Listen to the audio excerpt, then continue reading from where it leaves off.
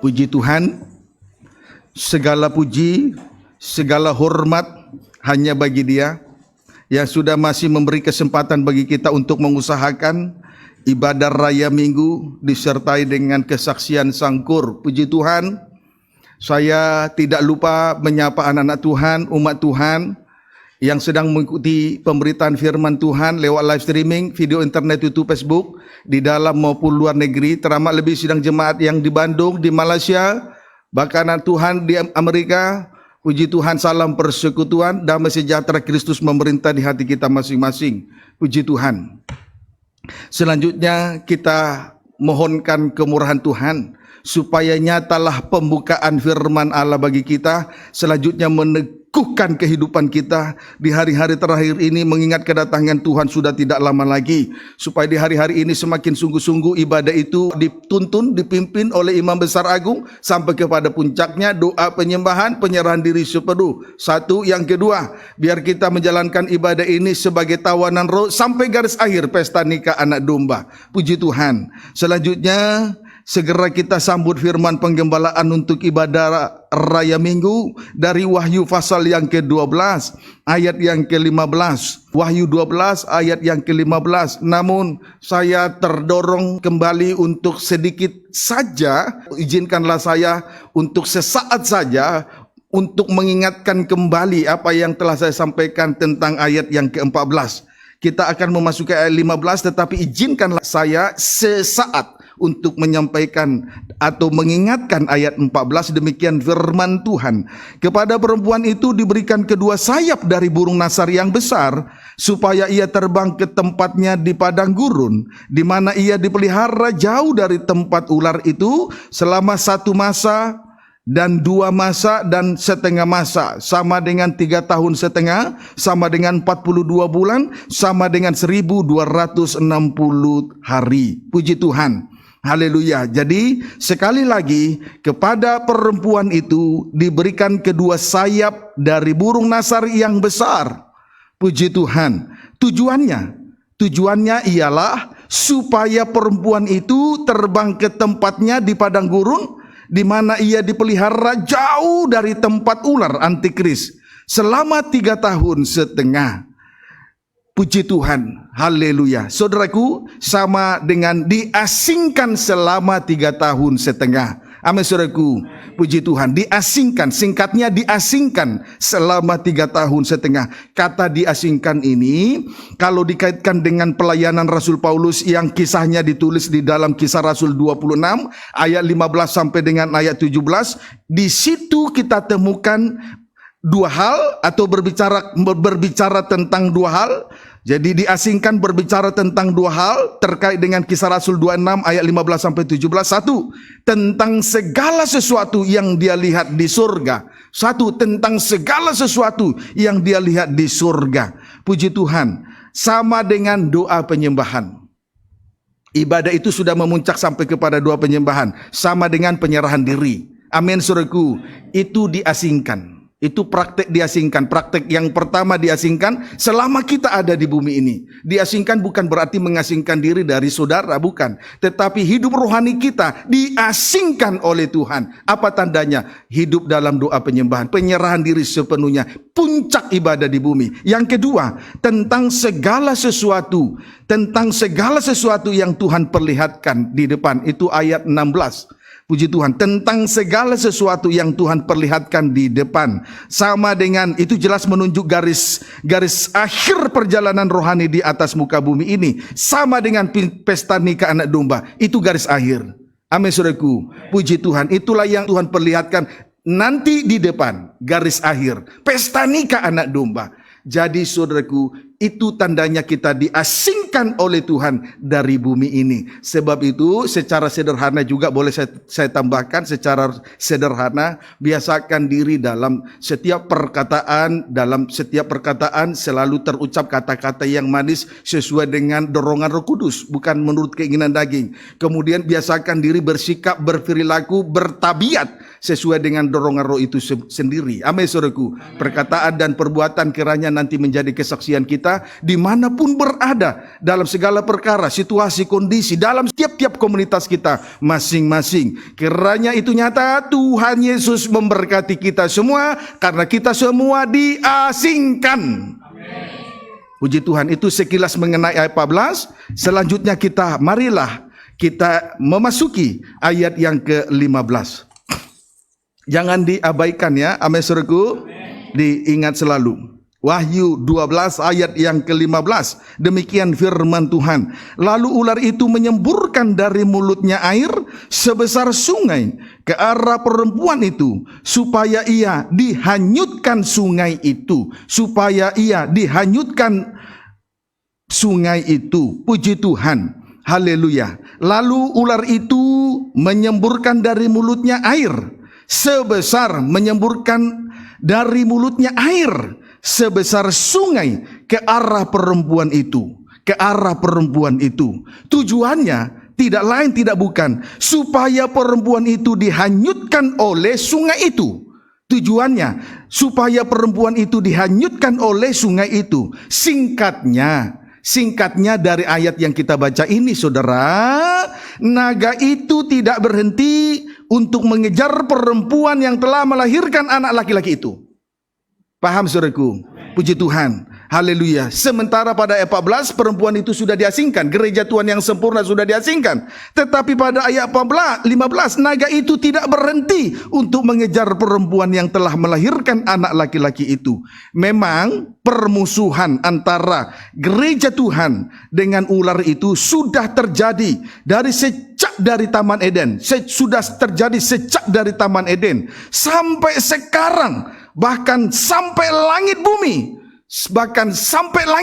belum berlalu, sehingga perkataan Allah tergenapi di Kejadian pasal yang pertama, Kejadian pasal yang ketiga. Mari kita lihat Kejadian pasal yang ketiga. Puji Tuhan, bersama-sama kita ikuti ya. Puji Tuhan, inilah perkataan Tuhan.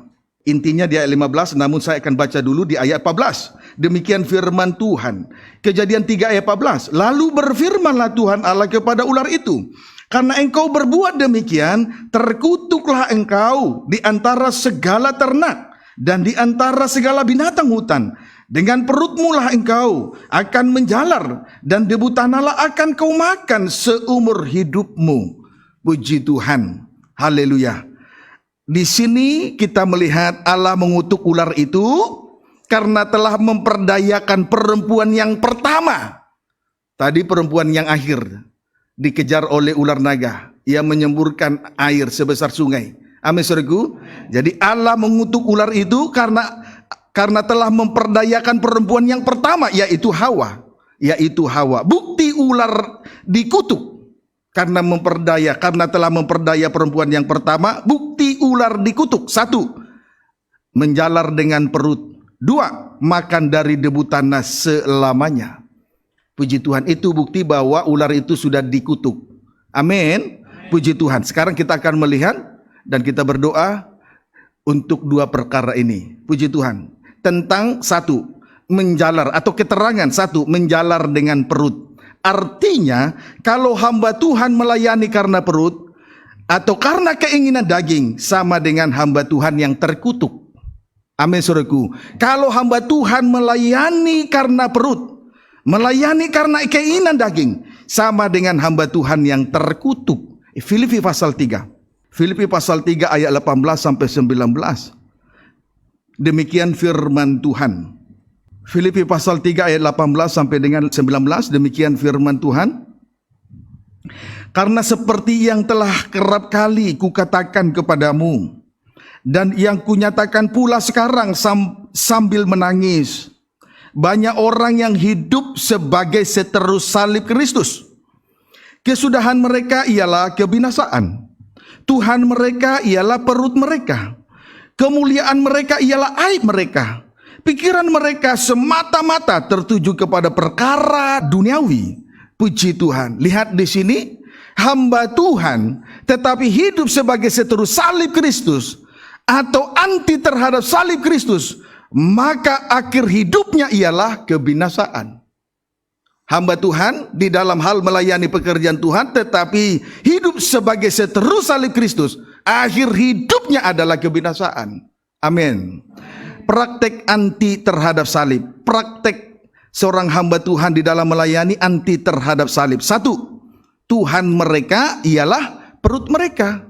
Tuhan mereka ialah perut mereka. Inilah gambaran dari seorang hamba Tuhan di tengah ibadah pelayanannya kepada Tuhan, karena perut atau daging sama dengan menjalar dengan perut, sama dengan hamba setan. Puji Tuhan, kiranya dapat dipahami dengan baik. Dua, kemuliaan mereka, ini praktek hidup sebagai seteru salib. Hamba Tuhan hidup sebagai seteru salib. Dua, kemuliaan mereka ialah aib mereka. Inilah gambaran dari seorang hamba Tuhan yang bangga dengan, strip pertama, tabiat daging. Strip yang kedua, bangga dengan perkara-perkara lahiriah. Strip yang ketiga, bahkan bangga terhadap kejahatan dan kenajisannya.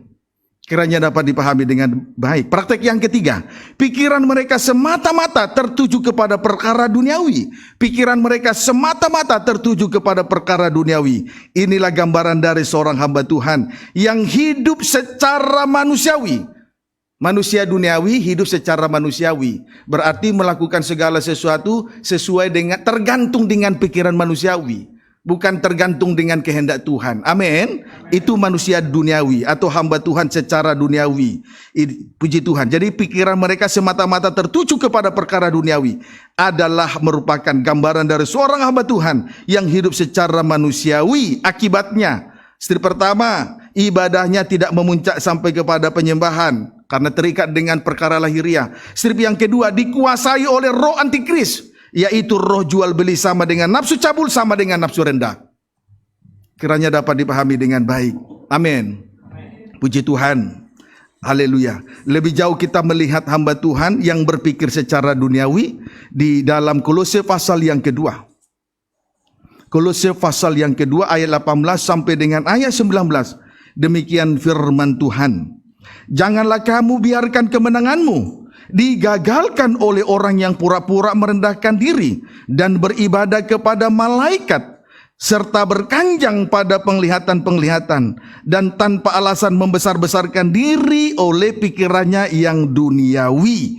Puji Tuhan. Sedang ia tidak berpegang teguh kepada kepala, dari mana seluruh anggota tubuh yang ditunjang dan diikat menjadi satu oleh urat-urat dan sendi-sendi menerima pertumbuhan ilahinya. Puji Tuhan. Jadi lebih jauh kita melihat hamba Tuhan yang berpikir secara duniawi. Hamba Tuhan yang berpikir secara duniawi adalah hamba Tuhan yang pura-pura merendahkan dirinya. Adalah hamba Tuhan yang pura-pura merendahkan dirinya. Apa tanda pura-pura merendahkan diri? Semua ini pelajarannya, ayat menjelaskan ayat sesuai dorongan Roh Kudus, bukan sesuai keinginan di hati saya. Hamba Tuhan yang pura-pura merendahkan diri, tandanya ada 3. 1, beribadah kepada malaikat. Begitu ya? Amin, saudaraku. Beribadah kepada malaikat. Saudara, saya himbau sore petang ini, jangan kita datang beribadah kepada malaikat. Pelayan-pelayan Tuhan jangan melayani karena malaikat sidang jemaat, yakni gembala sidang. Amin, saudaraku. Tetapi kita harus datang beribadah kepada Tuhan, bukan kepada malaikat, melainkan kepada Tuhan Yesus Kristus. Dialah kepala gereja mempelai pria surga. Dari dialah kita mendapat pertumbuhan ilahi. Sebab Tuhan sudah memberikan sendi-sendi dan urat-urat. Tuhan sudah memberikan 9 karunia. Tuhan sudah memberikan 9 jabatan. Sendi-sendi urat-urat untuk memberi pertumbuhan rohani, dan pertumbuhan rohani harus mengarah kepada Kristus sebagai kepala. Tetapi kalau menjadi seteru salib, pikiran hamba Tuhan yang pikirannya duniawi, pura-pura. Puji Tuhan. 1, hamba Tuhan yang pura-pura merendahkan diri, tandanya ada 3 tadi. 1, beribadah kepada malaikat. Amin, saudaraku. Puji Tuhan. Kiranya dapat dipahami, jangan kita beribadah kepada malaikat. Melayani Tuhan bukan Pelayan Tuhan bukan melayani untuk dilihat oleh malaikat sidang jemaat. Pelayan Tuhan, imam-imam melayani bukan untuk dilihat oleh gembala sidang, malaikat sidang jemaat. Tetapi kita datang menghadap tahta kasih karunia untuk datang beribadah kepada Tuhan Yesus Kristus, kepala gereja, mempelai pria surga yang memberi pertumbuhan ilahi. Karena Tuhan sudah memberi urat-urat dan sendi-sendi. Tuhan sudah memberikan 9 karunia, Tuhan sudah memberikan 9 jabatan. Amin, saudaraku. 2, berkanjang pada penglihatan-penglihatan. 2, berkanjang pada penglihatan-penglihatan. Berarti di tengah ibadah pelayanannya, mereka tidak berkanjang kepada ibadah salib. Sehingga setiap hari selalu berbicara penglihatan-penglihatan. Dalam pemberitaan firman Tuhan tidak dihubungkan langsung dengan berita salib. Sibuk dengan penglihatan-penglihatan. Kiranya dapat dipahami dengan baik. Amin, saudaraku. Puji Tuhan. Seolah-olah penglihatan itu membawa kita dari bumi ke surga. Saudara, jangan keliru ya dengan manipulasi semacam ini. Tangga dari bumi ke surga tetap salib. Yang dilihat oleh Yakub di Betel loh, saudara. Bukan penglihatan-penglihatan, tapi salib. Nah ini loh. Kiranya dapat dipahami dengan baik. Inilah hamba Tuhan yang pura-pura merendahkan diri. Berkanjang kepada penglihatan-penglihatan. Kiranya dapat dipahami. Jadi kalau dalam setiap pertemuan ibadah kita, dalam penggembalaan GPT Betania, pemberitaan itu menghubungkan kita langsung kepada berita salib. Jangan bersungut-sungut. Itu tangga kita dari bumi ke surga. Jangan tunggu dari saya sehari-hari dalam pemberitaan firman soal penglihatan. Jangan. Karena saya tidak mau memanipulasi saudara. Amin, saudaraku. Puji Tuhan. Yang ketiga, tanpa alasan membesar-besarkan diri oleh pikirannya yang duniawi. Nah ini, tanpa alasan membesarkan diri. Hamba Tuhan yang pura-pura merendahkan diri tandanya ada 3. Yang ketiga, tanpa alasan membesar-besarkan diri oleh pikirannya yang duniawi. Mengapa seorang hamba Tuhan suka membesar-besarkan dirinya? Jawabnya, karena pikirannya senantiasa tertuju kepada perkara di bawah, perkara lahiriah. Pendeknya, pikirannya terikat dengan segala sesuatu yang ada di dalam dunia ini. Tidak lebih, tidak kurang. Kiranya dapat dipahami dengan baik. Amin, saudaraku. Puji Tuhan. Pikirannya terikat dengan segala kemegahan. Pikirannya sudah terikat dengan segala kerajaan dunia, keindahan dunia ini. Puji Tuhan. Kiranya dapat dipahami dengan baik. Akibatnya saudara tidak berpegang teguh kepada Kristus sebagai kepala tubuh. Tidak berpegang teguh kepada kepala atau Kristus sebagai kepala tubuh. Berarti ibadah dan pelayanannya tidak bertumbuh dan tidak sehat dan tidak mengarah kepada kedewasaan. Amin, saudaraku. Puji Tuhan. Sebagaimana yang ada di dalam ayat yang ke-19. Puji Tuhan. Jadi ibadahnya dan pelayanannya tidak bertumbuh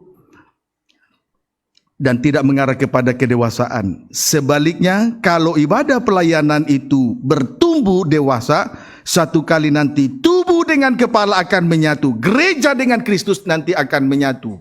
Amin, saudaraku. Kiranya dapat dipahami dengan baik. Roma 16. Lebih jauh kita lihat kembali Roma 16. Ayat yang ke-17. Puji Tuhan. Kita bersyukur kepada Tuhan Yesus, saudara. Tuhan Yesus baik kepada kita. Tuhan memberitahukan segala sesuatunya supaya kita jangan tertipu ketika kita menghadap Tuhan di tengah ibadah dan pelayanan. Tuhan tidak mau menipu kita semua. Ajaran salib itu membuat kita berada dalam terang benderang. Hamba Tuhan berada dalam terang benderang. Imam-imam sampai kepada seluruh sidang jemaat berada dalam keadaan terang benderang. Terlalu banyak di hari-hari ini, terlalu banyak penipuan-penipuan yang terselubung. Karena firman yang menyingkapkan segala sesuatunya. Kiranya dapat dipahami dengan baik. Roma 16 ayat 17. Demikian firman Tuhan. Tetapi aku menasihatkan kamu saudara-saudara, supaya kamu waspada terhadap mereka, hamba Tuhan yang hidup sebagai seteru salib, maksudnya yang bertentangan dengan pengajaran yang telah kamu terima. Itulah hamba Tuhan yang hidup sebagai seteru salib, menimbulkan perpecahan dan godaan. Sebab itu hindarilah mereka. Puji Tuhan, hindarilah mereka. Puji Tuhan, kalau kita datang beribadah harus memiliki sikap yang tegas. Tidak usah pakai perasaan. Itu saudara saya, itu suku saya. Tidak usah pakai perasaan. Amin, saudaraku. Kalau memang tidak benar, hindarilah mereka. Tapi kalau benar, jujur kepada hati nurani. Mau suku apa saja, jujur kepada hati nurani. Amin, saudaraku. Puji Tuhan. Oleh sebab itu, di hari-hari ini, gereja Tuhan sedapat mungkin berusaha melepaskan diri dari ajaran yang menolak salib. Apalagi kalau hanya berkanjang kepada penglihatan-penglihatan. Mengapa demikian? Karena ajaran dengan ibadah pelayanan yang menolak sengsara salib menimbulkan dua hal. Satu, perpecahan. Yang jauh menjadi dekat jelas karena darah salib. Kalau tidak ada darah salib, maka yang jauh dan dekat tidak bisa bersatu. Tetapi oleh darah salib, tembok pemisah yang menjadi perseteruan, itulah hukum Taurat, sudah digenapi di atas kayu salib, yang jauh menjadi dekat. Efesus pasal 2. Kalau hanya berkanjang penglihatan, tiap hari penglihatan, tiap hari bicara berkat, menimbulkan perpecahan. Apalagi kalau berkat si A lebih besar, berkat si B lebih kecil, ya cemburulah si A. Dapat dipahami saudaraku, menimbulkan perpecahan. Kiranya dapat dipahami dengan baik. Kemudian yang kedua, menimbulkan godaan. Yang kedua, menimbulkan godaan. Puji Tuhan. Jadi saudara, jangan saudara pikir pemberitaan firman itu tidak merangsang dosa. Hukum Taurat saja merangsang dosa. Rasul Paulus mengaku, saya ini berusaha untuk melakukan yang baik, tetapi hukum dosa sudah ada di dalam diri saya. Itu hukum Taurat loh saudaraku. Bagaimana kalau melayani berkanjang dengan penglihatan-penglihatan semata? Bagaimana kalau melayani hanya bicara soal berkat-berkat, mujizat jasmani? Menimbulkan godaan, merangsang dosa. Kiranya dapat dipahami dengan baik. Haleluya, puji Tuhan. Saya tidak mau menyebut satu gereja. Satu kali saya beribadah di gereja besar di Surabaya. Ketika saya masuk di gereja yang besar itu, saya melihat yang melayani sembarangan. Mau celana ketat, mau celana seksi, mau baju transparan. Wah, sidang jemaat, apalagi yang kulitnya putih-putih, pakaiannya sengaja seksi karena dia sadar kulitnya putih. Wah, luar biasa. Tapi dikasih untuk melayani Tuhan, menimbulkan godaan. Pembagian berkat aja berbeda-beda menimbulkan godaan. Dapat dipahami saudaraku? Puji Tuhan. Kiranya dapat dipahami. Sadarilah, hindarilah. Amin saudaraku. Ayat 18. Sebab orang-orang demikian tidak melayani Kristus Tuhan kita, tetapi melayani perut mereka sendiri. Inilah hamba Tuhan yang sudah terkutuk, melayani perut mereka. Bayangkan loh saudaraku, berapa banyak jiwa yang sudah tertipu karena hamba Tuhan melayani karena perut. Tetapi sidang jemaat tidak mengerti apa-apa. Tetapi kita yang sudah mendapat pengertian yang baik, pegang sampai Tuhan datang. Kiranya dapat dipahami dengan baik. Dan dengan kata-kata mereka yang muluk-muluk dan bahasa mereka yang manis, mereka menipu orang-orang yang tulus hatinya. Saudaraku, saya tahu seberapa banyak kita yang hadir di tempat ini. Saudara pasti tentunya tulus melayani Tuhan, bukan? Tulus datang beribadah kepada Tuhan, bukan? Bagaimana kalau saudara tertipu tanpa saudara sadari? Rasanya sakit sekali. Tapi kita tidak bisa persalahkan siapa-siapa. Puji Tuhan. Jadi lebih jahat dari penjahat di luar sana. Kalau penjahat berbuat salah, dia akan menerima hukuman penjara karena dia salah. Tetapi kalau hamba Tuhan melayani karena perut, susah untuk dipenjarakan. Jadi hamba Tuhan kalau melayani dengan cara-cara tipu-tipu lebih jahat dari penjahat. Doakan saya supaya saya tidak menipu saudara. Amen. Doakan. Kiranya dapat dipahami dengan baik. Amin saudaraku.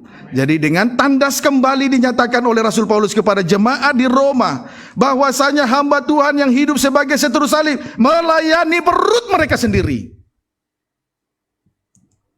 Kiranya dapat dipahami dengan baik. Amin, saudaraku. Puji Tuhan. Ciri-ciri seorang hamba Tuhan hidup sebagai seteru salib. Satu, menggunakan kata-kata yang muluk-muluk. Tadi sudah dibaca ya. Satu, menggunakan kata-kata yang muluk-muluk. Sama dengan bahasa yang tinggi-tinggi atau berlebihan. Contoh. Himeneus dan Filetus dalam 2 Timotius 2 ayat 17-18. Contoh Himeneus dan Filetus dalam 2 Timotius 2 ayat 17-18 mengajarkan bahwa kebangkitan tubuh berlangsung. Ya, kebangkitan itu sedang berlangsung di tengah-tengah ibadah pelayanan mereka. Tetapi anehnya, sengsara dan kematian Yesus tidak diajarkan sebagai dasar yang teguh untuk menopang kebangkitan itu sendiri. Nanti saudara bisa baca sendiri di rumah 2 Timotius, puji Tuhan, ayat 17-18. Yang kedua, menggunakan bahasa yang manis-manis. Yang kedua, ciri yang kedua, melayani karena perut. Ciri yang kedua, menggunakan bahasa yang manis-manis. Di sini kita melihat bahwa setan sudah ditelanjangi, saudara ya. Setan sudah dipermalukan. Terima ajaran yang sehat ini. Puji Tuhan, jangan tolak. Puji Tuhan. Jadi ciri yang kedua, kalau hamba Tuhan melayani karena perut, menggunakan bahasa yang manis-manis. Puji Tuhan, menggunakan bahasa yang manis-manis. Bagaimana caranya? Dengan segala upaya, daya dan upaya, hamba Tuhan itu harus bermulut manis. Supaya setiap keluarga, setiap pribadi yang hadir di gereja, di rumah Tuhan, supaya bertahan di situ. Dia tidak berani menyinggung perasaan. Biar sudah salah sekalipun tidak berani menyinggung kesalahan. Nah, itu bermulut manis. Amin, saudaraku. Puji Tuhan. Haleluya. Jadi kalau menggunakan bahasa yang manis-manis berarti tidak berani menyinggung yang salah, sama dengan membiarkan sidang jemaat dalam keadaan bodoh. Puji Tuhan. Seharusnya hamba Tuhan yang hidup, puji Tuhan, sebenarnya hamba Tuhan yang hidup sebagai seteru salib menipu orang-orang yang tulus hatinya. Puji Tuhan. Dapat dipahami, saudaraku. Puji Tuhan. Kiranya dapat dipahami dengan baik. Lebih jauh sedikit, Yeskiel. Untuk kita kembali nanti memperhatikan permusuhan antara perempuan dengan ular sampai selama-lamanya. Yeskiel 7 ayat 18 sampai dengan 19. Puji Tuhan. Mereka akan mengenakan kain kabung. Judulnya dulu ya. Kesudahan Yerusalem tiba. Puji Tuhan. Saat ini kita ada di Yerusalem, di tengah ibadah dan pelayanan. Ayat 18. Mereka akan mengenakan kain kabung. Kekejutan akan meliputi mereka. Semuanya akan kehilangan muka. Dan semua kepala akan digundul sebagai tanda perkabungan. Ayat 19. Perak mereka akan dicampakkan keluar dan emas mereka akan dianggap cemar. Emas dan peraknya tidak akan dapat menyelamatkan mereka pada hari kemurkaan Tuhan. Mereka tidak akan kenyang karenanya dan perut mereka tidak akan terisi dengannya. Sebab hal itu menjadi batu sandungan yang menjatuhkan mereka ke dalam kesalahan. Jadi sesungguhnya kalau hamba Tuhan hidup sebagai seteru salib, melayani karena perut, sebetulnya ibadah pelayanan mereka semacam ini adalah ibadah pelayanan yang sia-sia. Karena ibadah pelayanan mereka akan berujung kepada kebinasaan. Karena ternyata emas dan perak, harta kekayaan, uang yang banyak, saya tambahkan, termasuk kedudukan yang tinggi, gelar doktor, profesor, tidak mampu menyelamatkan manusia dari dosanya. Apalagi melayani karena perut. Kiranya dapat dipahami dengan baik. Amin, saudaraku. Tuhan Yesus baik, bukan? Amin. Tuhan. Itu tandanya Tuhan Yesus baik.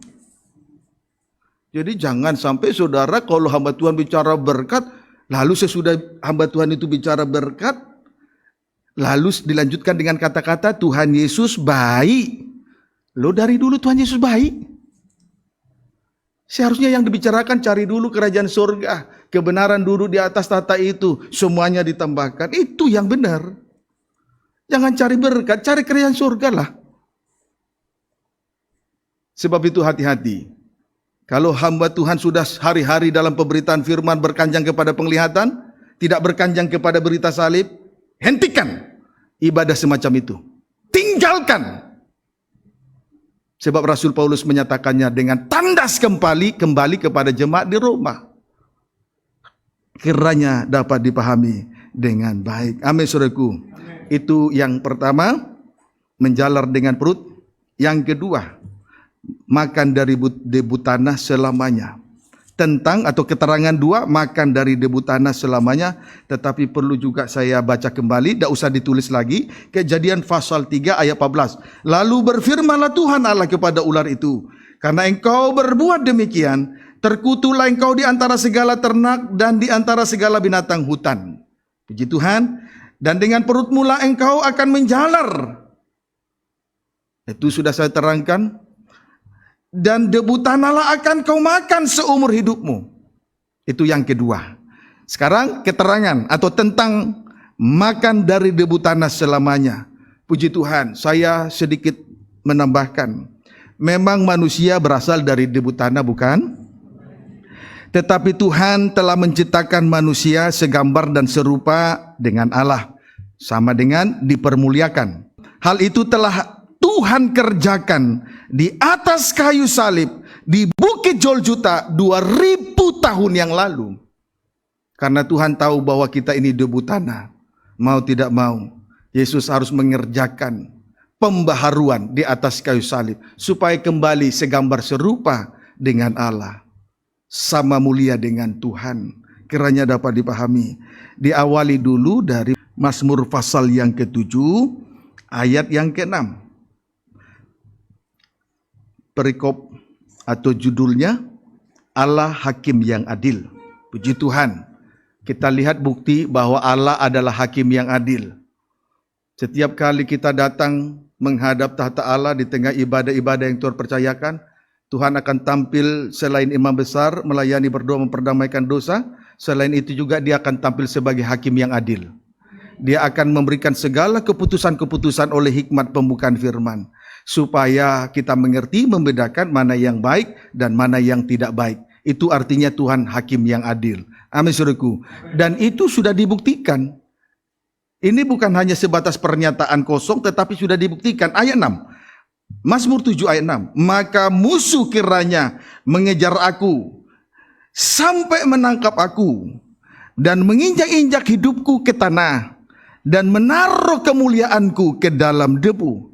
Inilah pernyataan pengalaman Daud dan dituliskan dalam Mazmur pasal 7 ayat 6. Tetapi pernyataan ini sudah digenapi oleh Yesus 2000 tahun yang lalu. Supaya debu tanah yang hina dipermuliakan. Amin, saudaraku. Kiranya dapat dipahami dengan baik.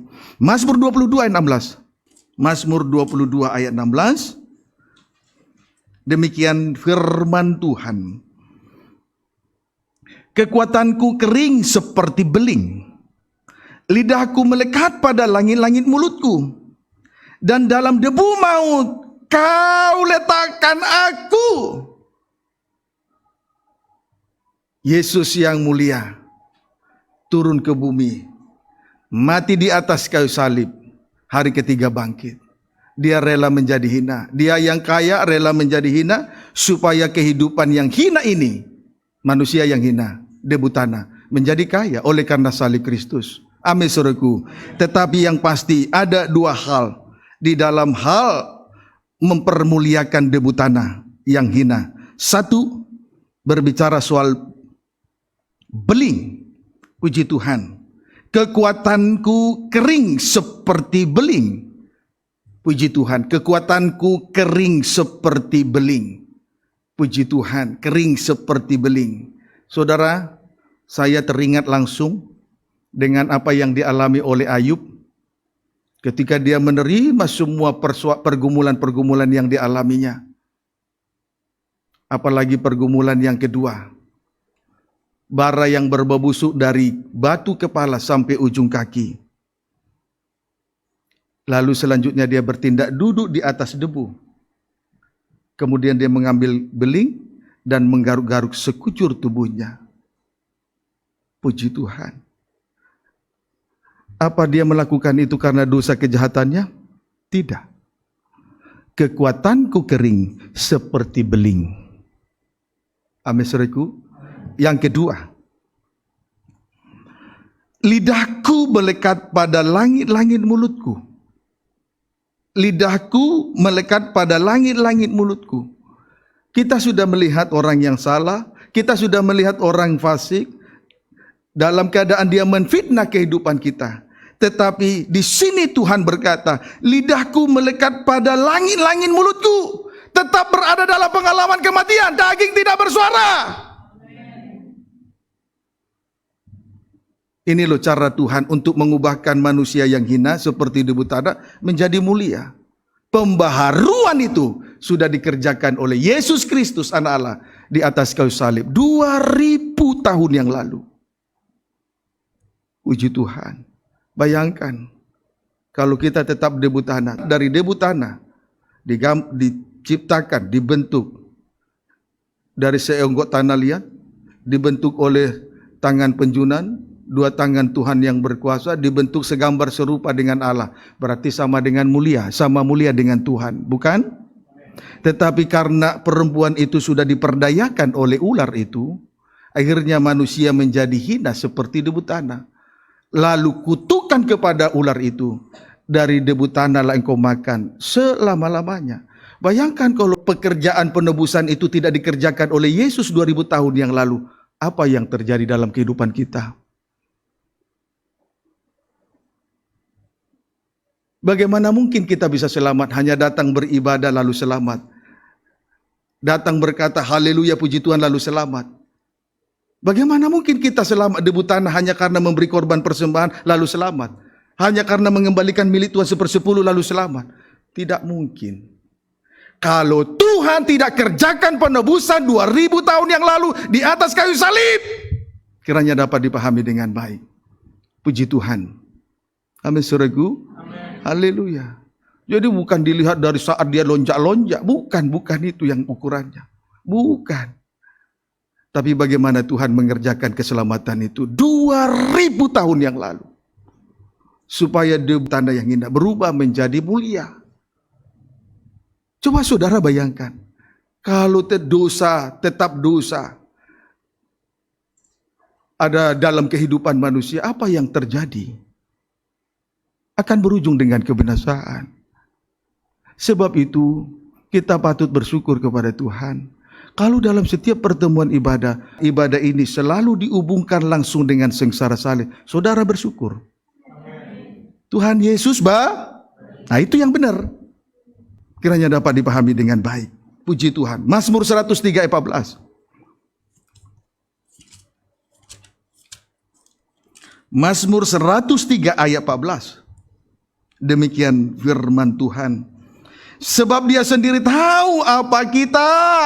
Amin, saudaraku. Dia ingat bahwa kita ini debu tanah. Tuhan tidak lupakan kita. Kiranya dapat dipahami dengan baik. Puji Tuhan. Lebih jauh lagi kita akan melihat Mazmur 104 ayat 29. Mazmur 104 ayat 29. Apabila engkau menyembunyikan wajahmu, mereka terkejut. Apabila engkau mengambil roh mereka, mereka mati binasa dan kembali menjadi debu. Apa yang bisa kita perbuat kalau Tuhan menyembunyikan dirinya dari kita? Apa yang kita bisa perbuat di tengah ibadah dan pelayanan ini? Kalau Tuhan tidak menyatakan kasih di Jol Juta, apa yang bisa kita perbuat? Kalau sengsara salib tidak dinyatakan, tidak ditegakkan di tengah ibadah dan pelayanan ini, apa yang kita bisa perbuat? Kalau roh manusia diangkat dari manusia, maka kita sudah sepatutnya kembali saya berkata, bersyukur kepada Tuhan. Tuhan Yesus baik. Dia telah mengadakan penebusan dan pendamaian dosa di atas kayu salib 2000 tahun yang lalu. Jangan lupa itu. Dia ingat kita. Siapa kita ini? Kiranya dapat dipahami dengan baik. Kita juga, kalau Tuhan ingat kita, juga kita harus ingat. Kita harus menyadari, kita ini hanyalah debu tanah. Bisa mulia kalau ada salibnya. Tidak mulia karena ada uang, bukan, jangan salah. Tidak mulia karena ada kedudukan tinggi, tidak, itu semua berlalu. Kita mulia karena salib Kristus mempermuliakan kita. Amin, saudaraku. Kiranya dapat dipahami dengan baik. Nah, ini pengertian ini kan membuat kita mengerti mana yang baik, mana yang tidak baik. Jadi jelas Tuhan hakim yang adil. Selama ini terlalu banyak kita mengikuti ibadah-ibadah yang tidak sesuai dengan firman. Bukan maksud saya sesuai dengan saya, bukan. Sesuai firman. Kita bersyukur dorongan Roh Kudus, ayat menjelaskan ayat. Amin, saudaraku. Puji Tuhan. Kita kembali membaca Kejadian. Pasal yang ketiga.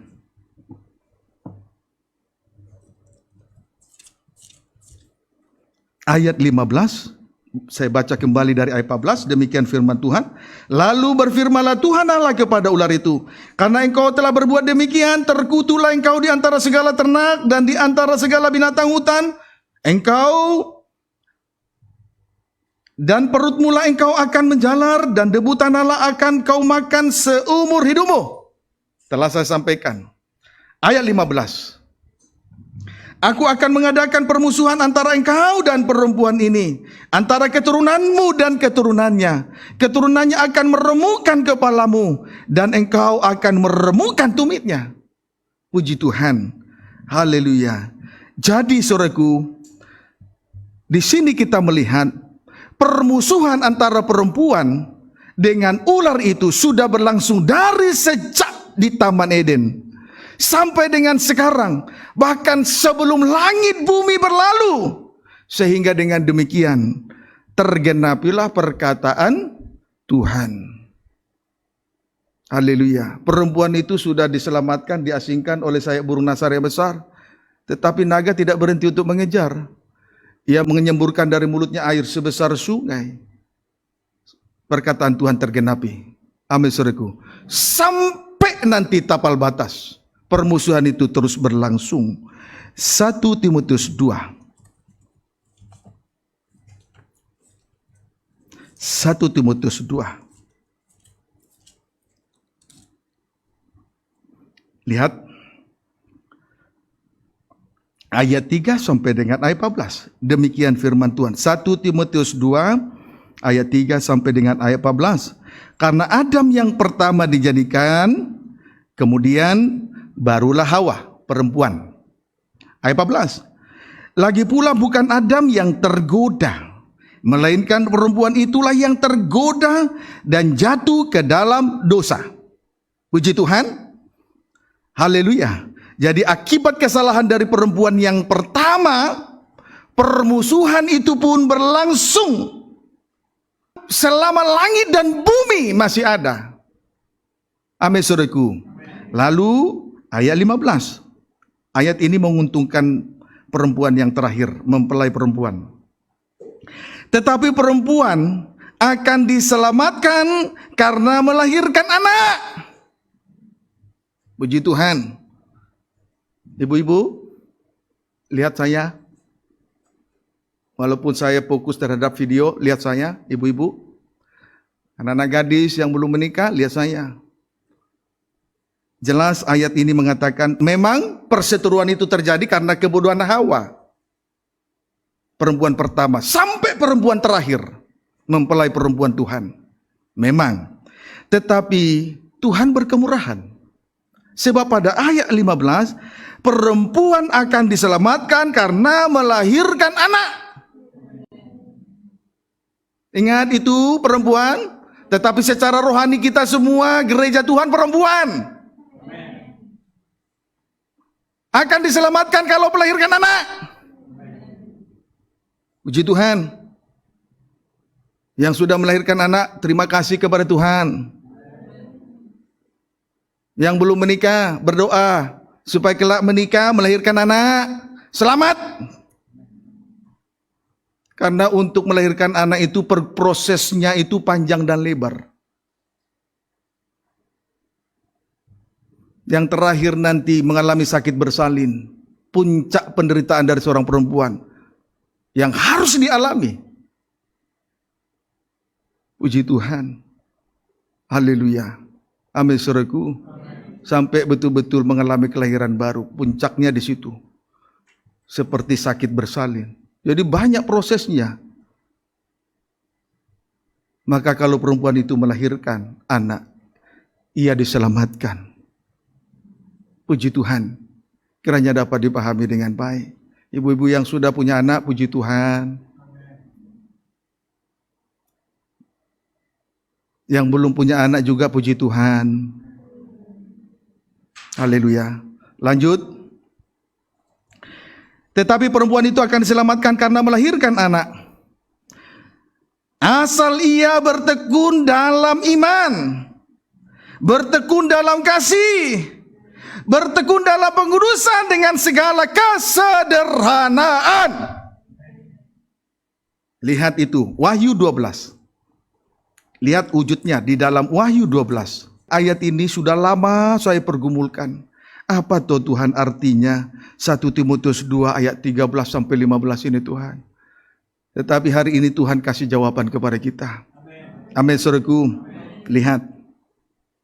Wahyu 12 ayat 4 sampai dengan ayat 5. Diikuti baik-baik ya. Sebab gelar tinggi, doktor apapun tidak menyelamatkan manusia dari kebinasaan. Sebab langit bumi akan berlalu. Yang menyelamatkan atau tangga kita dari bumi ke surga itu salib Tuhan Yesus. Jadi ikuti terus pemberitaan firman. Jangan bosan. Kita pakai Android berjam-jam bisa tahan. Kok ikut bersama dengan Tuhan duduk di kaki salib kok tidak bertahan? Coba. Kan curang kita ini sebetulnya. Kalau direnungkan loh.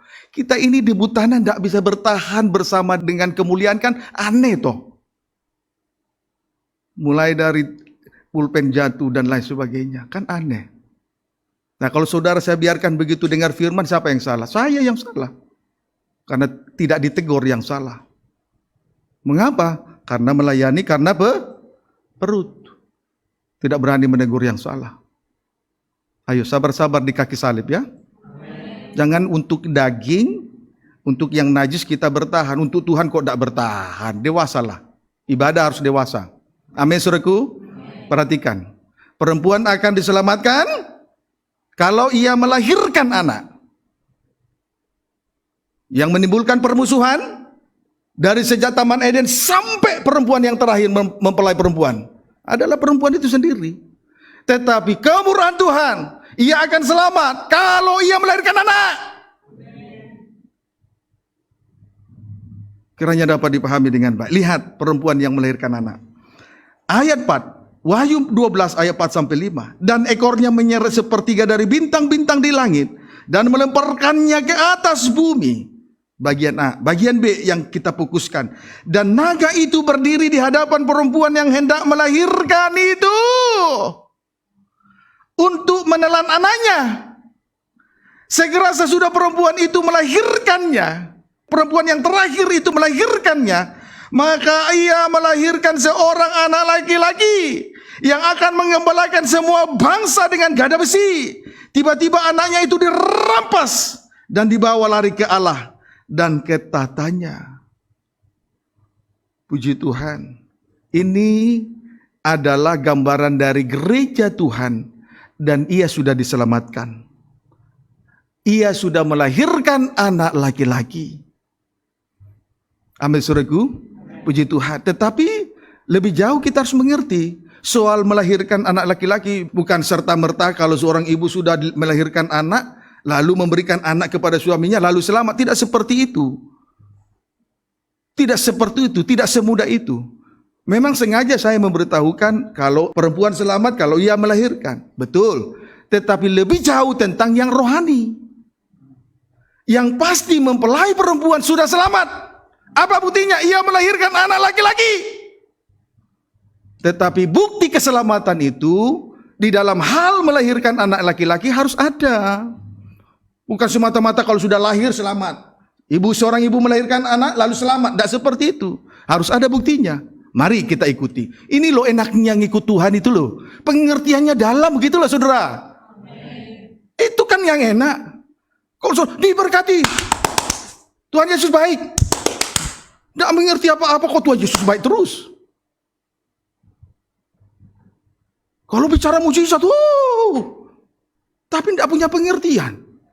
Umatku binasa.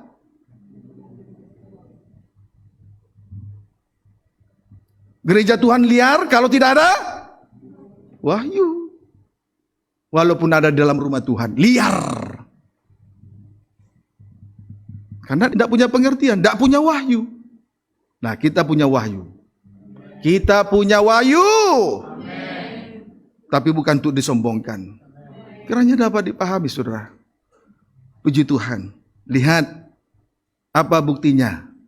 Ia diselamatkan. 1. Ayat 5 saya baca. Maka ia melahirkan seorang laki-laki yang akan menggembalakan 1.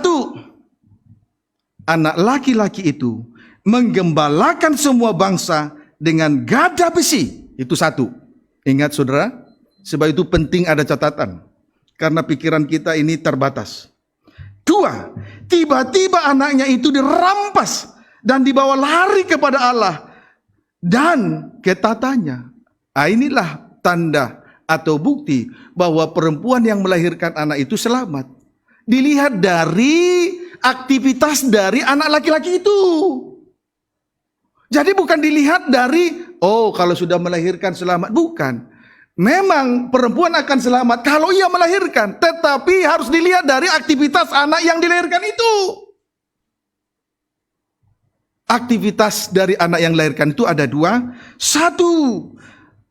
Anak laki-laki yang akan menggembalakan semua bangsa dengan gada besi. 2. Tiba-tiba anaknya itu dirampas dan dibawa lari kepada Allah dan ketatannya. Mari kita ikuti. Pertanyaannya, siapakah anak laki-laki tersebut? Jawabnya 1. Yang akan menggembalakan semua bangsa dengan gada besi. 2. Tiba-tiba anaknya dirampas dan dibawa lari kepada Allah dan kepada tatanya. Pengertian dari 2 hal tersebut kita ikuti. 1. Anak laki-laki menggembalakan semua bangsa dengan gada besi. Mari, gada besi. Wahyu pasal yang kedua. Wahyu pasal yang kedua, ayat yang ke-25 sampai 27. Tetapi apa yang ada padamu, peganglah itu sampai aku datang. Amin. Ini pesan Yohanes kepada jemaat di Pergamus. Lebih dalam ayat 26. Dan barang siapa menang dan melakukan pekerjaan Tuhan sampai kepada kesudahannya, kepadanya akan kukaruniakan kuasa atas bangsa-bangsa. Sebagaimana anak laki-laki yang dilahirkan itu akan menggembalakan bangsa-bangsa dengan gada besi. Ayat 27, ia akan memerintah mereka dengan tongkat besi. Mereka akan diremukkan seperti tembikar tukang periuk, sama seperti yang kuterima dari Bapakku. Jadi anak laki-laki ini akan menggembalakan semua bangsa dengan tongkat besi.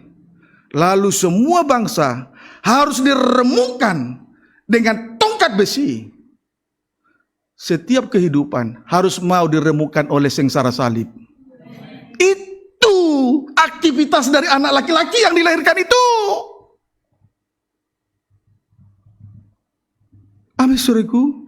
Bukankah Tuhan berhak membentuk kehidupan yang diciptakan? Tuhan berhak menentukan mau apa kita. Kehidupan kita ini seperti tanah liat di tangan penjunan. Seperti seorang tukang tembikar berhak untuk membuat apa saja dari tanah liat. Sebab itu kehidupan kita terlebih dulu dihancurkan oleh gada besi, tongkat besi. Sengsara salib harus membuat kita remuk hancur, mau dibentuk. Kiranya dapat dipahami dengan baik. Amin, saudaraku. Mazmur 2 ayat 8 sampai 9. Ini loh yang saya syukuri kepada Tuhan. Dahulu saya tidak mengerti Apa sih artinya Tuhan? Perempuan nanti selamat kalau melahirkan anak. Nah, Tuhan sudah beri pengertian kepada kita ya. Amin saudaraku. Bersyukurlah. Tuhan Yesus baik bukan? Bersyukurlah. Puji Tuhan. Mazmur pasal 2 ayat 8 sampai dengan ayat 9. Puji Tuhan, demikian firman Tuhan. Mintalah kepadaku, maka bangsa-bangsa akan kuberikan kepadamu menjadi milik pusakamu. Amin. Dan ujung bumi menjadi kepunyaanmu. Amin. Engkau akan meremukkan mereka dengan gada besi, memecahkan mereka seperti tembikar tukang periuk. Puji Tuhan. Kita harus mau diubahkan. Keubahan itu prosesnya harus diremukkan terlebih dahulu oleh tongkat besi. Baru dengan mudah kita dibentuk oleh Tuhan. Seturut dan segambar dengan Tuhan. Sama mulia dengan Tuhan. Amin, saudaraku. Nah, ini loh aktivitas anak laki-laki yang pertama. Secara singkat. Tidak perlu saya tambahkan panjang dan lebar. Lalu aktivitas anak yang kedua, anak laki-laki yang dilahirkan itu aktivitas yang kedua. Kembali kita baca Wahyu 12 ayat 5. Maka ia melahirkan seorang anak laki-laki. Aktivitas yang pertama, menggembalakan semua bangsa dengan gada besi. Aktivitas yang kedua, tiba-tiba anaknya itu dirampas dan dibawa lari kepada Allah dan ketahtanya. Puji Tuhan, kalau kita mau coba-coba mengartikan apa yang tertulis di sini, pikiran kita jadi ngaur. Sebab itu, banyak juga baik hamba Tuhan, diaken, penilik, pelayan Tuhan, mau coba-coba mengartikan Alkitab dengan pengertiannya. Tetapi, di bawah kaki salib, selalu saya mohon kemurahan Tuhan. Ini bukan ngada-ngada, berjam-jam. Tuhan berikan pengertian. Tuhan berikan hikmat-Mu. Jangan sampai saya memanipulasi sidang jemaat. Karena mereka datang dengan tulus hati untuk mendapatkan kerajaan surga. Dahulu saya membaca ini. Tiba-tiba anaknya dirampas dan dibawa lari kepada Allah dan kepada tatanya. Saya bingung siapa yang merampas. Lalu siapa anak laki-laki ini? Masa Tuhan lahir lagi 2 kali? Masa Maria hidup lagi sama Yosef? Lalu pergi lagi ke Mesir naik pesawat Lion? Kan tidak mungkin. Itu sesuatu yang tidak mungkin. Jadi saya tidak habis pikir, Tuhan apa tuh ini Tuhan? Apa tuh? Mohon kemurahan-Mu Tuhan. Supaya semua yang hadir sidang jemaat-Mu menikmati. Amin. Haleluya. Tapi Tuhan jawab juga. Tuhan jawab juga. Mari. Tiba-tiba anaknya itu dirampas dan dibawa lari kepada Allah dan ketahtanya. Puji Tuhan. Kira-kira menurut saudara, apa yang merampas saudara dari bumi ke surga? Saudara, kalau ingat peperangan pada zaman Taurat, zaman nabi-nabi, zaman kerajaan, setiap kali mereka berperang, peperangan itu akan sampai dikerjakan sampai tuntas. Artinya, setiap pasukan menghadapi pasukan musuh, mereka harus berjuang sampai mengalahkan musuh, sampai tetes darah yang terakhir. Dan Yesus sudah lakukan itu di atas kayu salib, bukan? Untuk merampas kita dari bumi ini. Ingat itu. Maka kalau bangsa Israel menghadapi Filistin, dalam kemenangan, dalam peperangan itu, seperti Daud selama hidupnya, dia berulang-ulang kali berhadapan dengan Filistin. Dan itu dituliskan dalam Mazmur. Setiap kali dia berkemenangan, dia akan merampas semua harta bendanya. Dia akan merampas milik kepunyaan musuh. Apa saja yang dimiliki oleh musuh. Termasuk pedang Goliat sudah diambil, dirampas oleh Daud. Biar pedang roh itu kita miliki bersama-sama. Firman Allah melukai hati kita karena koreksi. Tetapi firman itu yang menyembuhkan hidup rohani kita. Tidak ada lagi luka-luka batin, tidak ada lagi istilah sakit hati dan benci. Amin. Puji Tuhan. Itu salah satu harta yang dirampas. Mulai dari pakaian kita, pakaian kekudusan. Itulah tabiat, perbuatan, sikap sehari-hari. Semua dirampas. Dan Simpson sudah memberikannya. Karena orang itu tahu teka-tekinya. Kalau Tuhan bukakan firman-Nya, kita akan menikmati pakaian kekudusan. Tabiat ilahi. Amin, saudaraku. Puji Tuhan. Masih banyak dirampas. Puji Tuhan. Termasuk sampai kepada makanan. Semua dirampas. Tidak ada yang tersisa. Puji Tuhan. Tapi ada satu harta yang paling mulia. Yang merampas kita dari bumi. Itu hanya contoh. Sebagian contoh. Tetapi intinya adalah Wahyu. Pasal 8. Hanya satu perkara yang merampas kita dari bumi. Wahyu 8. Ayat 3 sampai dengan ayat 4. Demikian firman Tuhan. Maka datanglah seorang malaikat lain. Dan ia pergi berdiri dekat mezbah. Dengan sebuah pedupaan emas. Puji Tuhan, malaikat lain tidak bukan itu pribadi Yesus Kristus. Mengapa? Saya katakan itu Tuhan Yesus Kristus.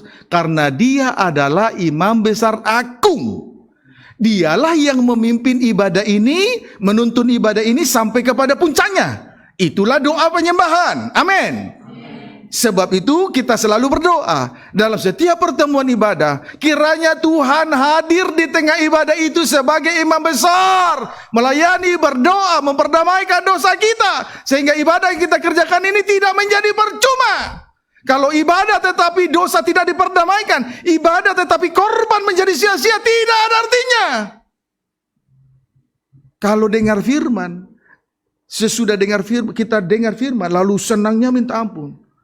Mendengarnya cepat-cepat gembira. Tetapi firman itu tidak mendarah daging. Maka air mata yang mengalir itu hanya sebatas air mata keharuan.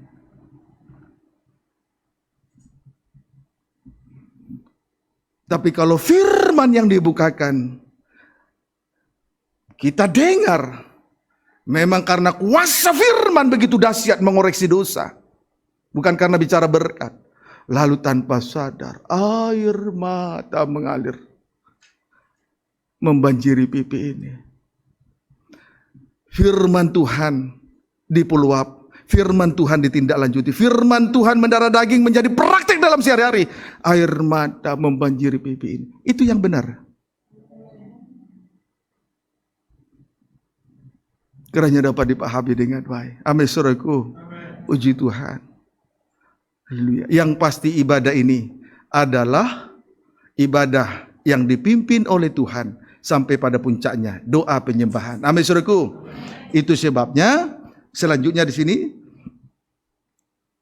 dan kepadanya diberikan banyak kemenyan untuk dipersembahkannya bersama dengan doa semua orang kudus di atas mezbah emas di hadapan tata itu.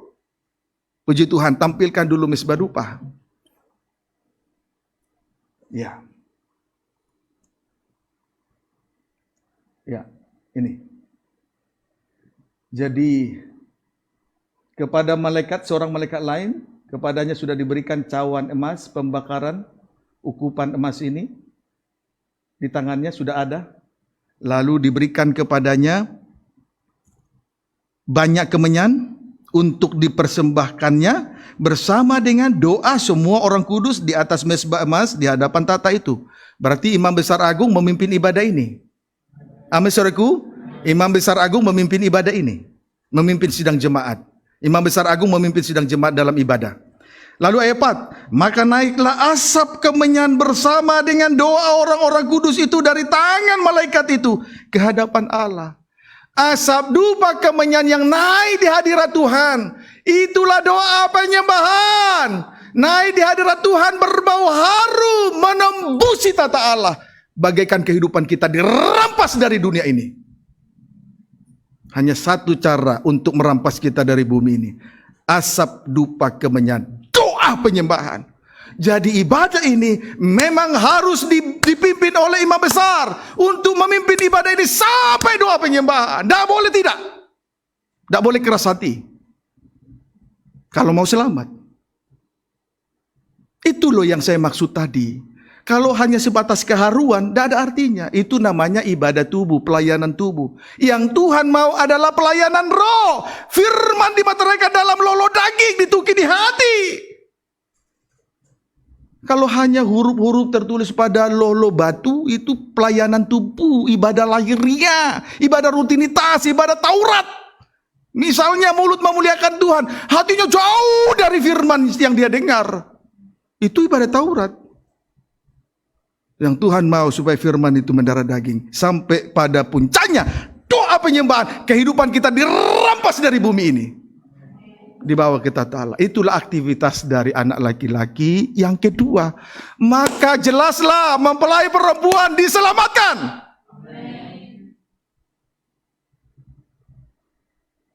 Ayo ikuti pola tabernakel, miniatur surga. Yesus tabernakel sejak. Jangan lupa itu. Mau seperti apa hebatnya ibadah di luaran sana, kalau tidak berpola, tidak berbentuk. Saya berani mengatakan itu. Hindari yang tidak berpola. Harus ada ukuran-ukuran surga di tengah ibadah ini. Tidak boleh digeser.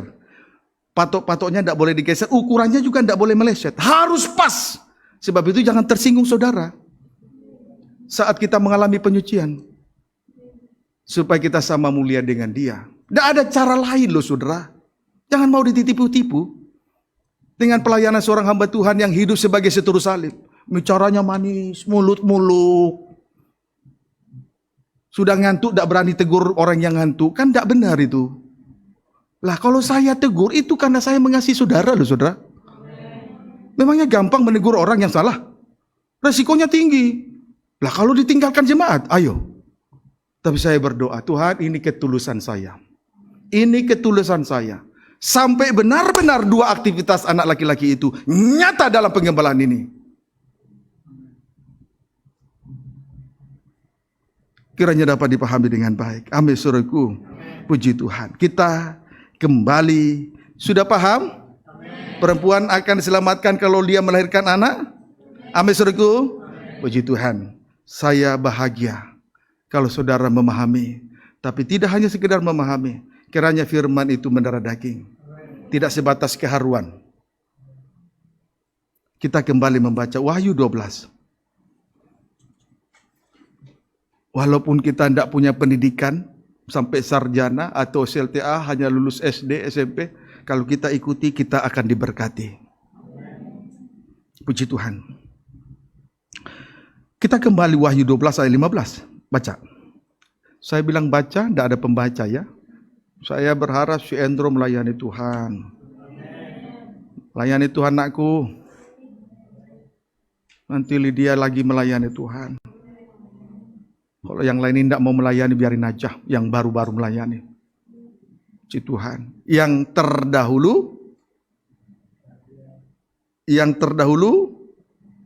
Loh, tidak berani.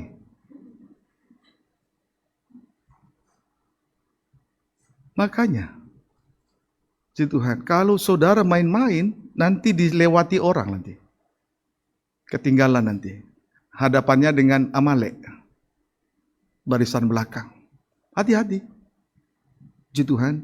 Amalek itu tidak punya perasaan. Menggagalkan jalan salib. Kiranya dapat dipahami dengan baik. Puji Tuhan. Wahyu 12 ayat 15. Lalu ular itu, kembali kita baca ya. Wahyu 12 ayat 15. Lalu ular itu menyemburkan dari mulutnya air sebesar sungai ke arah perempuan itu. Supaya ia dihanyutkan sungai itu. Puji Tuhan. Haleluya. Saudaraku, ayat ini menunjukkan kepada kita bahwa setan selalu membuat tandingan. Sebab di ayat 15 ini, ular itu menyemburkan dari mulutnya air sebesar sungai. ke arah perempuan itu. Tujuannya supaya ia dihanyutkan sungai itu. Intinya saudaraku, bahwa setan selalu berusaha untuk membuat tandingan dengan Tuhan. Tandingan ibadah, tandingan pelayanan, tandingan sorga. Setan selalu berusaha membuatnya. Kiranya dapat dipahami. Lihat air sebesar sungai. Wahyu, tandingan yang pertama. Wahyu 22 ayat 1. Demikian firman Tuhan. Lalu ia menunjukkan kepadaku sungai air kehidupan yang jernih bagaikan kristal dan mengalir keluar dari tata Allah dan tata anak domba. Lihat, sungai air kehidupan yang mengalir keluar dari tata Allah dan tata anak domba. Inilah tandingan air sebesar sungai yang disemburkan dari mulut ular itu. Tetapi tujuan daripada ular itu menyemburkan air sebesar sungai adalah untuk menghanyutkan gereja Tuhan. Saudaraku, kita ingat sungai Yordan ada di mengitari wilayah Mesir. Mesir itu gambaran dunia. Dunia ini juga mempunyai arus yang begitu kuat dan deras untuk menghanyutkan dunia, menghanyutkan kehidupan anak-anak Tuhan, sampai ditenggelamkan dan mengalami kematian rohani. Itu loh tandingan-tandingan yang dibuat oleh setan. Saudara harus mengerti itu. Dan itu kita sudah lihat sendiri dan dihadapi oleh Yesus sendiri. Sesudah ia dibaptis, penuhlah dia dengan Roh Kudus, roh yang sama memimpin dia ke padang gurun. Gambaran di dunia ini. Arusnya ada 3. Soal makan, minum, soal kedudukan tempat yang tinggi, dan yang terakhir, keindahan dunia. Tetapi Yesus penuh dengan firman Allah, sungai air kehidupan. Yang pertama, mengalir keluar dari tata Allah. Itu berbicara tentang Injil kerajaan, Injil keselamatan. Untuk menyelamatkan kehidupan anak-anak Tuhan. Kehidupan yang diselamatkan dimateraikan menjadi milik kepunyaan Allah. Itu Injil tata Allah. Kemudian mengalir keluar dari tata anak domba. Itu menunjuk cahaya Injil tentang kemuliaan Kristus. Firman pengajaran yang rahasianya dibukakan. Kalau rahasia firman tersingkap, segala dosa yang terselubung akan tersingkap. Dosa dibongkar dengan tuntas. Kemudian kalau terjadi pembukaan rahasia firman, segala yang tertutup akan terbuka. Tidak ada yang mustahil. Sampai pintu surga terbuka bagi kita. Kalau terjadi pembukaan rahasia firman. Jangan sibuk dengan mukjizat jasmani. Jangan sibuk soal berkat-berkat. Sibuklah dengan pembukaan firman. Kiranya dapat dipahami dengan baik. Itu loh tandingan dari sungai air kehidupan dengan air sebesar sungai yang disemburkan dari mulut naga. Itu tandingan pertama. Tandingan kedua, Yesaya pasal yang ke-14. Supaya kita jangan tertipu loh saudara. Tuhan Yesus baik sekali loh sama kita ini. Tuhan beri suatu pengertian. Oleh pengertian itu kita mengerti surga. Tidak cukup bicara berkat loh saudara. Hentikan ibadah semacam itu. Puji Tuhan, itu hanya dikerjakan oleh hamba Tuhan yang hidup sebagai seteru salib. Yesaya 14. Yesaya 14 ayat 13. Demikian firman Tuhan. Engkau yang tadinya berkata dalam hatimu, 1, aku hendak naik ke langit. 2, aku mendirikan tataku mengatasi bintang-bintang. 3, aku akan mengatasi bintang-bintang Allah. 4, aku hendak duduk di atas bukit pertemuan, jauh di sebelah utara. Oh sebentar ya. Engkau yang tadinya berkata dalam hatimu, 1, aku hendak naik ke langit. 2, aku hendak mendirikan tataku mengatasi bintang-bintang Allah. 3, aku hendak duduk di atas bukit pertemuan, jauh di sebelah utara. Yang keempat, aku hendak naik mengatasi ketinggian awan-awan. Yang kelima, aku hendak menyamai yang maha tinggi. Puji Tuhan. Ini tandingan yang kedua. Jadi setan juga membuat surganya sendiri. Puji Tuhan. Beberapa waktu lalu dengan gencar sekali saya sampaikan itu, bukan secara kebetulan. Baik dalam ibadah raya minggu, baik dalam ibadah doa penyembahan, baik dalam ibadah pendalam Alkitab. Saya sudah sampaikan seringkali hamba Tuhan merangkai kerajaan surga dengan kata-kata yang manis-manis, merangkai kerajaan surga dengan kata muluk-muluk. Supaya seolah-olah kerajaan surga itu ada di hadapan sidang jemaat, atau sidang jemaat sudah melihat kerajaan surga. Padahal sebetulnya sidang jemaat tidak melihat kerajaan surga. Ini loh setan. Itu pelayanan setan. Selalu membuat tandingan yang kedua, tandingan surga. Mendirikan tata jauh di sebelah utara. Kiranya dapat dipahami dengan baik. Tandingan yang ketiga, mukjizat. Wahyu 13. Kalau kita terima pengajaran tabernakel rasanya ngeri awal pertama. Tapi kalau kita sudah terus biasa menikmati, oh nikmatnya minta ampun. Wahyu 13 ayat 1 dan ayat 3. Demikian firman Tuhan. Judulnya binatang yang keluar dari dalam laut. Ayat 1. Lalu aku melihat seekor binatang yang keluar dari dalam laut. Bertanduk 10 dan berkepala 7. Di atas tanduk-tanduknya terdapat 10 mahkota. Dan pada kepalanya tertulis nama-nama hujat. Singkatnya, binatang yang keluar dari dalam laut itu menunjuk antikris. Amin. Kemudian, saudaraku, di binatang itu bertanduk 10 dan berkepala 7. Kemudian di atas tanduk-tanduknya terdapat 10 mahkota. Puji Tuhan. Jadi kesimpulannya 10 tambah 7 tambah 10 sama dengan 27. Berarti antikris ini seolah-olah dia mempunyai kitab sendiri. Itulah Injil, 27 kitab suci perjanjian baru. Seolah-olah dia menceritakan pribadi Yesus seutuhnya, Injil sepenuh. Dari sorga turun ke bumi, mati di atas kayu salib, bangkit hari ketiga, lalu naik kembali. Seolah-olah seperti itu. Seolah-olah seperti itu. Hebatnya setan loh saudaraku. Tapi jangan lupa kalimat terakhir. Tetapi pada kepalanya tertulis nama-nama hujat. Puji Tuhan. Saudaraku, jangan padamkan roh. Tetapi kalau menghujat anak masih diampuni. Menghujat bapak juga masih diampuni. Tapi kalau menghujat roh, tidak ada lagi pengampunan.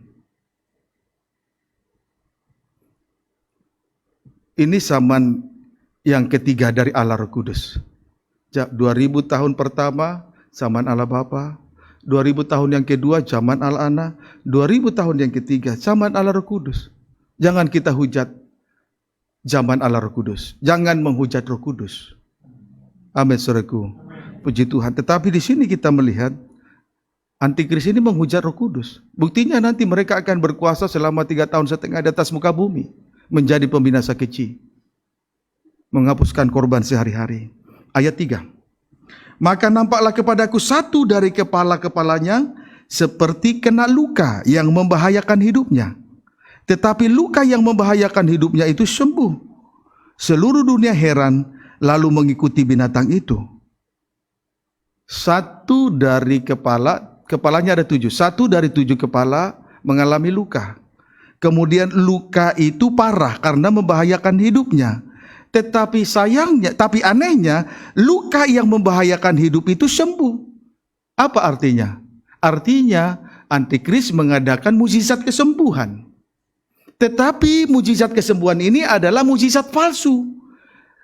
Mengadakan kesembuhan, yang sakit sembuh, yang lumpuh berjalan, yang buta melihat, yang tuli mendengar. Tapi sekalipun terjadi kesembuhan, tetap Tuhan katakan mukjizat palsu. Mengapa? Karena ketika mengalami luka yang membahayakan hidupnya, ketika luka yang parah itu, luka yang parah atau yang membahayakan hidupnya itu, saudaraku, terjadi, namun ujungnya luka yang membahayakan hidupnya itu sembuh. Artinya mereka hanya mengadakan mukjizat semata. Kalau kita bandingkan dengan luka 5 utama Yesus, 2 di tangan, 2 di kaki, 1 tusukan di lambung. selanjutnya membawa Yesus mati di kayu salib. Jadi kalau hanya bicara di tengah ibadah hanya sibuk mengadakan mujizat, mujizat kesembuhan apa saja, hanya itu saja, tetapi salib diabaikan di tengah ibadah pelayanan, mujizat palsu. Nah ini loh, semakin diberi pengertian yang terang loh bagi kita loh saudara. Tidak, saya ini tidak anti mujizat. Pasti terjadi mujizat kalau kita cari kerajaan surga. Yang sakit sembuh dan itu sudah terjadi. Dan saya tidak anti berkat, saya ini senang diberkati. Kalau itu jalannya dari Tuhan.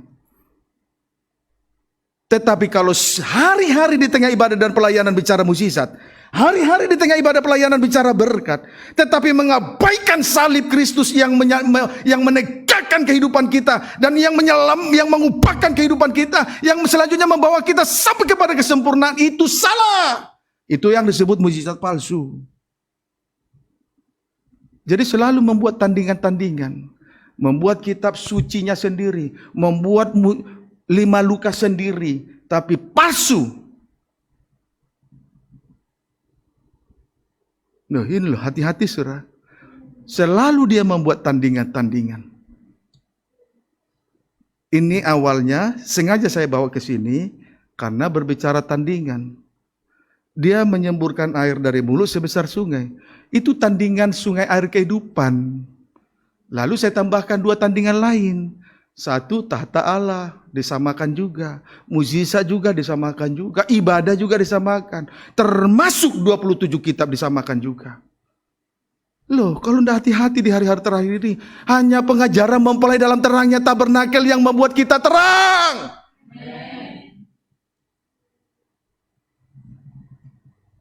Jangan ibadah terbawa perasaan lagi. Kiranya dapat dipahami dengan baik. Amin saudaraku. Puji Tuhan. Lalu ayat terakhir. Ayat terindah ya. Semua ayat indah. Ayat terakhir indah juga.